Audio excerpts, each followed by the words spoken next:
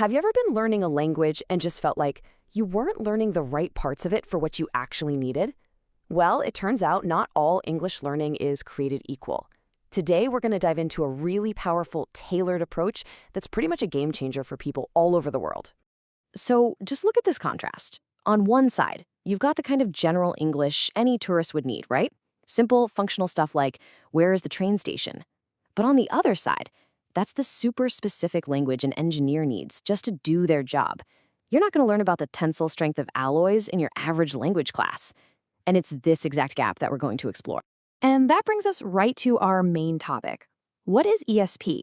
Well, it stands for English for Specific Purposes, and it's all about moving past that one-size-fits-all model of language learning.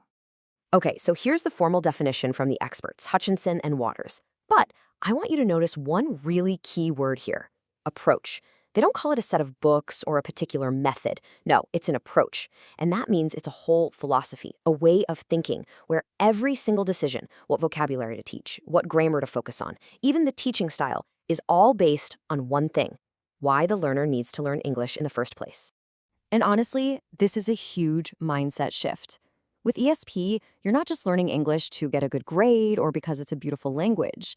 You're learning it as a tool to achieve a very specific, very practical, real-world goal. So what do these goals look like? Well, we're talking about the specialized English you need for academic fields, think science or medicine, or for professional settings like business meetings or legal contracts. It could even be for a very specific workplace environment. It's English for getting things done. So let's get to the single most important idea in this entire approach. If you only remember one thing from all of this, let it be this. It all comes down to one simple, powerful question. Why? Why does this particular person need to learn English? This quote right here, this is the golden thread that runs through everything in ESP. It's basically a promise. It says, if you can tell me exactly what you need, I can build an English course just for you. It's not an off-the-rack program. It's a completely tailor-made suit of language skills. So how does that actually work in the real world? Well, it's a really clear three-step process. First, you do what's called a needs analysis. You figure out exactly what the learner will be doing with English.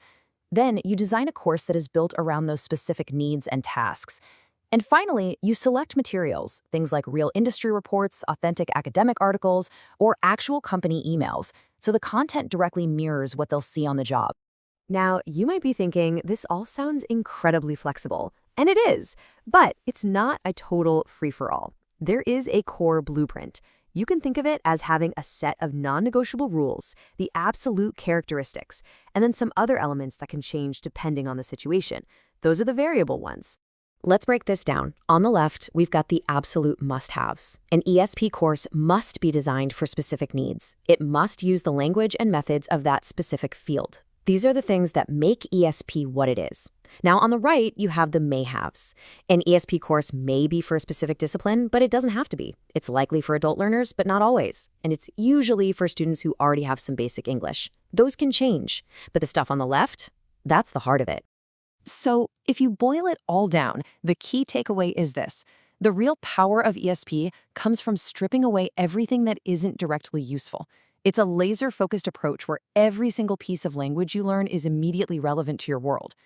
All right, so we've covered what it is and how it works. But let's wrap up by talking about why this matters so much. What's the real-world impact of learning English this way? It all comes back to this one fundamental idea. The reason ESP works so well is because it starts and ends with the learner. That whole needs analysis thing, it isn't just a box to check at the beginning, it's the very soul of the entire approach.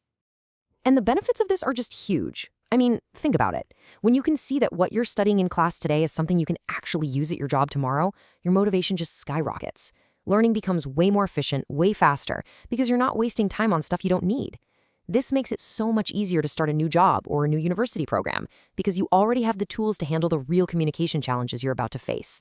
You know, in our world today, with global teams and international research becoming the norm, this kind of specialized communication skill isn't just a nice little bonus anymore. It's becoming absolutely critical for success.